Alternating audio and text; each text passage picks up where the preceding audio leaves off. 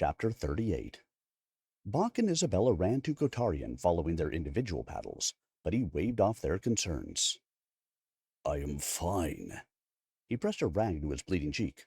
"I was given a needed reminder about trust.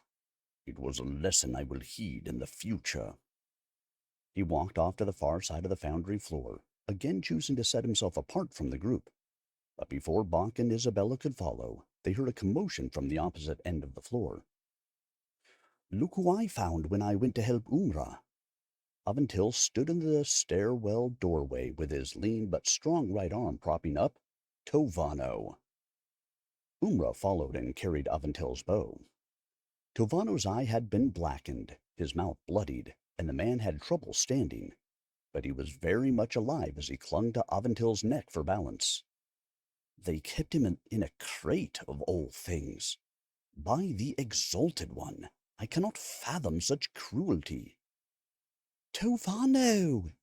Oh, thank you, my Avantil, my mentor, you are injured." Isabella pulled a handkerchief from her pocket, doused it with cold water from Umra's handy flask, and dabbed it on his forehead. "Bah, it's cold. It, it's nothing I can't shake off." Another, longer coughing fit prevented Tovano from speaking any further. They set the elderly sorcerer down on the foundry floor, with Avantil supporting him in a seated position and Isabella holding his hand. Then Bok examined his wounds. Bok gently applied pressure up and down Tovano's arms and legs. The man did not complain, but when Bok pressed on the right side of his chest, he cried out, "That one! I may not be able to shake off so quickly." His voice trembled from pain and coughing. Umra handed Bok a cup of water. He mixed it with some Yorka root and gave it to Tovano to drink. He has suffered broken ribs. They will heal, but he cannot ride back to Ithanel. He risks puncturing a lung if he tries. "My friend Leafy can keep him safe till this madness ends," Umra said. "Let's take him to Talum's pub. Leafy's got a secret compartment at the back of the storeroom. Don't ask. Anyway, he can hide Tovano there till he recovers, or till you can return for him at least." Isabella nodded in agreement, then turned to Tovano. Her mentor had recovered enough voice to speak in complete sentences without coughing. "There is something important you must know, Your Majesty. Alandrian and the others were left here to guard me, and deal with you in case you found me. They tormented and tortured me until I talked. I am so sorry, Your Majesty." "Nonsense, my teacher. You have nothing to apologize for." Isabella gripped his hand tightly in hers. "Those demons forced you. But tell me all you know." He took a deep sip of the medicinal beverage Bok had prepared. "They now know that we discovered the truth, that the blight was caused by Salandrian and a splinter group of rogue sorcerers from within the House of Magic, rather than by any outside enemy. They also are aware we plan to expose their scheme to your father, the Royal Council, and the leadership of the House of Magic. Because they know we are coming to Ithanel, they have accelerated their timetable for moving against the king. Salandrian and the bulk of his force, around 20 or so sorcerers, already left for Ithanel. They left hours ago. These villains intend to overthrow your father and the House of Magic, and install Salandrian as the true leader of Imarina. Their goal is to establish a majocracy in which the serving class is kept in line by fear and brutality." Bok held back the urge to cry out. "Is there any chance the commander in Wingate can reach Ithanel ahead of them?" Tovano sighed. Unlikely. The detour into Masok territory delayed us long enough to give Salandrian an insurmountable head start. Curse them, Isabella cried. If they beat us back to Ithanel, how can we stop their plan before they set it in motion? This time, Avantil put his hand on her shoulder. She reached up to hold it. I have an idea. The Amaranil Mercantile Company keeps ships in Nassim Harbor to transport goods into Ithanel. If we take command of one of these boats, we should be able to make up some time. Bok knew that what Avantil didn't say was that if the scions of Cenarion still were tracking them and spotted their ship on the water, they would be fat targets for their enemy's magic. But it was a risk they had to take. Yes, quickly, let us depart for the harbor. Isabella stretched to her full height. Umra, I need you to stay and care for Tovano until he is ready to travel. This old man is precious to me, and I only would ask this of someone I trust completely. I'd be honored, Your Majesty. You can count on me. I know, sweet girl. As they walked out of the building, Bok noticed the maple tree had returned to its original size as a seedling.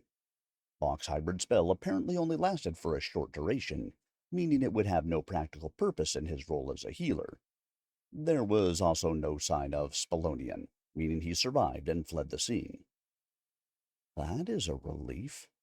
With everything else swirling around my brain, I don't need to add the guilt of taking a life. He looked around at his friends walking down the otherwise deserted street. Isabella, Avantil, Umra, Kotarian, and Tovano were all safe. We've survived our biggest test to date, and I did my part. My magic still makes me uneasy, but maybe it and I can come to an understanding. Bok, you will have to teach me that most impressive spell after we return to Ithanel. Isabella mounted her horse as Bok checked Becky's saddle. Honestly, it was born of desperation. That seems to be my best source of inspiration these days. Get in a place where I am in mortal danger and figure out a spell to save my life. She laughed. I would not make a habit of that, but it was quite resourceful. It's nothing compared to what Kotarian was able to do. You were incredible. Bok turned to the sorcerer, who did not acknowledge the compliment and rode ahead of the group. I know these past few days have been hard on him, learning of his classmate's betrayal, Isabella said. I hope he can find some comfort. We will help him, if we can. They rode toward Nassim Harbor. Tovano sat at the front of Avantil's horse, with the young merchant supporting him. What about you? Bok asked Isabella. You seem to be holding up okay, given the circumstances. If my father was in danger, I wouldn't even be able to think straight. She gripped her horse's reins. It comes down to trust, Bok. My father is under the protection of the royal guard. I trust them to protect him. The majority of the House of Magic are loyal to the crown. I trust that they will defend the kingdom. I trust that the people of Imarinia will support their neighbors, even during these dark times. Bok nodded. And in return, we, the citizens of Imarinia, trust that you will lead us with wisdom. That is my role. I have a part to play, as does everyone in Imarinia. The system does not serve the royal family. The system serves the kingdom, of which we are all part. And, if I am being truthful, Bok, I am not always as strong as you believe.